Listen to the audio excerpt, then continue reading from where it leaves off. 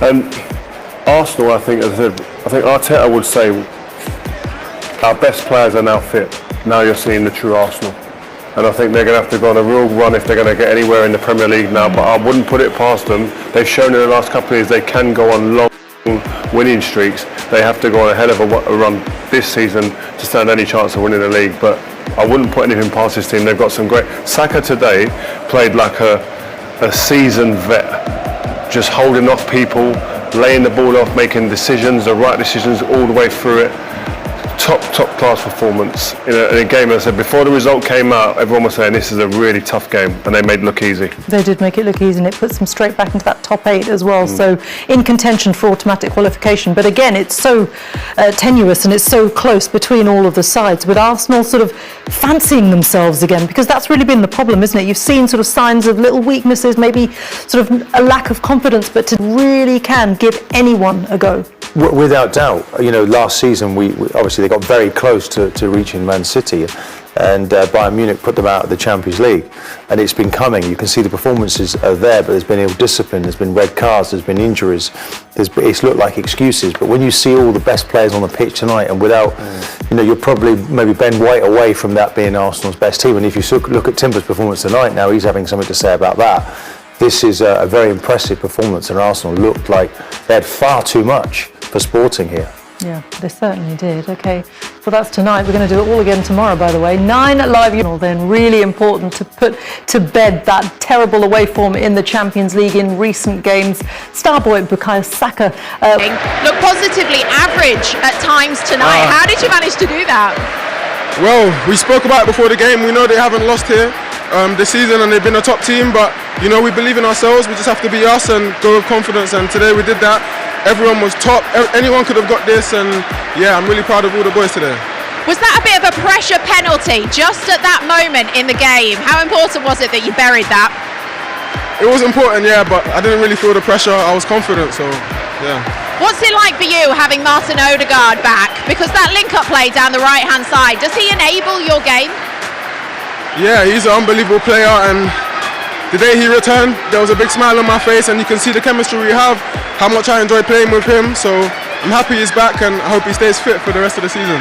Absolutely, and look, Arsenal back in the Champions League, back with a win. Does this feel where Arsenal should be? Yeah, this is where we belong, so we've showed the level we can play at, and we need to continue like this. Bukayo, thank you so much. Thank you, cheers.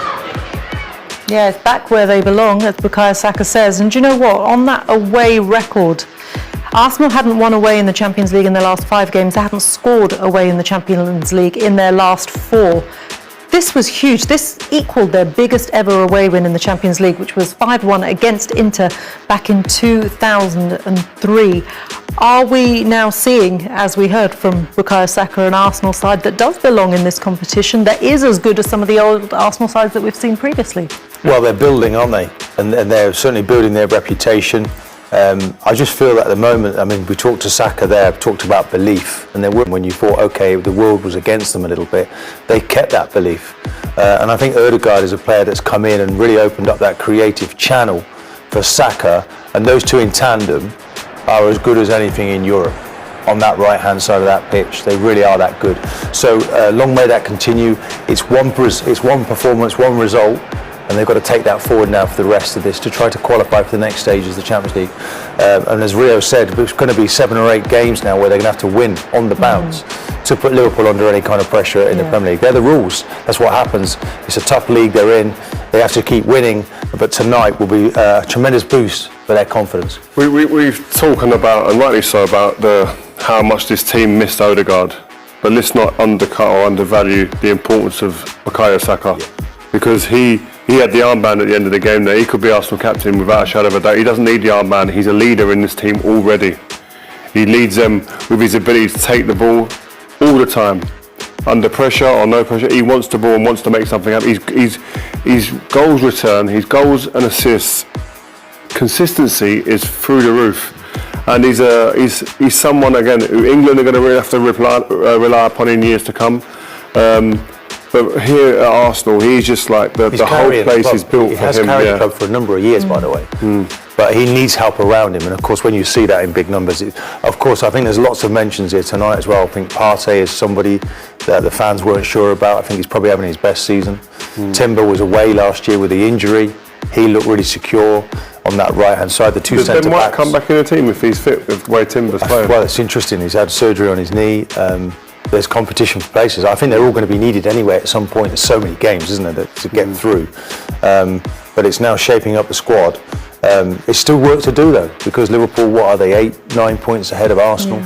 Yeah. So in the Premier League, you turn your attention to that this weekend, playing against West Ham, who somehow beat Newcastle away from home, which now is not an easy thing to do.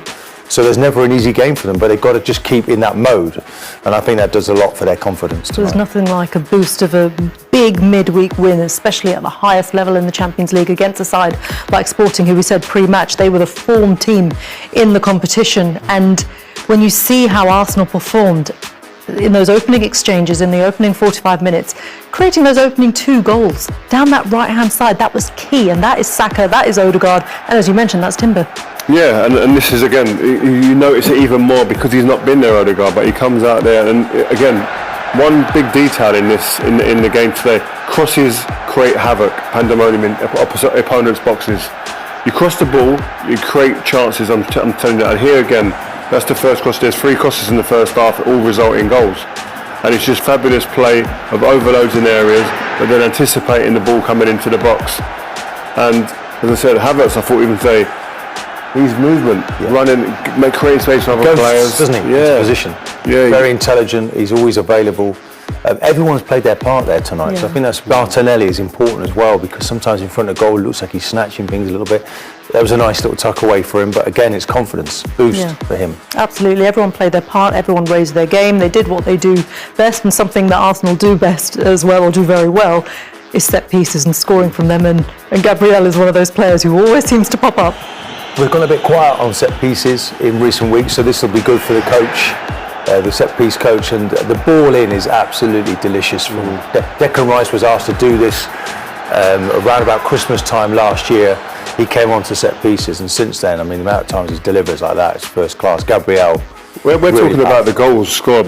Raya made 8 saves today, by the way. Yeah. So he's played his part as well in this team, and he's coming up and standing up as a really key component in this side as well. Great personality to come in the circumstances he did and still produce performances, and now he's an outright number 1. So any great team, any team wanting a challenge for any trophies needs a really good goalkeeper, and he's really turned into one. Yeah, exactly. That was an inspired move, wasn't it, from Mikel Arteta? He knew what he was doing when he brought in David Raya. You know, at half-time we said, look, they're 3-0 up, this is going brilliantly. Martin, you're always a little bit nervous when it comes to Arsenal, and you were right to be, because as soon as that second half kicked off, 47 minutes in, Sporting go and do this. Yeah, they did, and we knew that, because the City game, they scored 2 goals in quick succession, 2 goals in 3 minutes, and you wondered if it was going to be the same sort of evening. Calafiori there gets done a little bit, early movement to the near post, he can't get there. There's 1 or 2 players not reacting quick enough. And then you thought, hold on, is this going to be, look, let's get back into position. You were on your knees on this desk. I had every confidence. We needed studio cam, didn't we? Put you back on your chair. I realised there was a lot of, let's say, not Arsenal fans in the studio when that went in. There were a lot of cheers around me. But Arsenal overcame that, and in the end, they were completely dominant. You know, there was never any scares after that. Yeah, and that's it. They were absolutely dominant. I mean, let's take a look at the penalty incident now. That one came shortly after. I suppose there's no arguments here, Rio. No, there wasn't. But again, comes from that right-hand side, coming inside the pitch. Odegaard at the centre of everything, and I couldn't believe the reaction of the Sporting players here. They couldn't believe the penalty was given. You see it there in slow motion. Well, 2 of them involved. He kicks only the calf of Odegaard, and this guy steps up, no doubts Pressure at all. Yeah, no doubts. Side netting, look, no keeper's getting that. Yeah, absolutely, and then they made sure of it, as if it wasn't already, with Leandro Trossard coming off the bench. Yeah, I mean, that's a really good shot there as well. 2 substitutes involved. And Trossard just staying on side, times it nicely. I mean, look, really smacks that hard, and then he just tucks it away. So good for the squad players coming on, keeps that spirit going. Everybody playing their part now. They're going to be needed between now and the end of the season. A lot of work to do. Sporting, by the way, Amorim, gone, then gets smashed 5-1 like that. Wow! Imagine the newspapers back over there in Portugal. Here we go, crazy. Yeah. Well, this is the interesting part, because we talked about the foundations being laid by Ruben Amorim, and actually João Pereira maybe not having to tinker too much. But today what they saw was a lesson by Arsenal. Yeah, Arsenal really did their homework though, in the way that they played the game, the tactics, the overloads they created in midfield.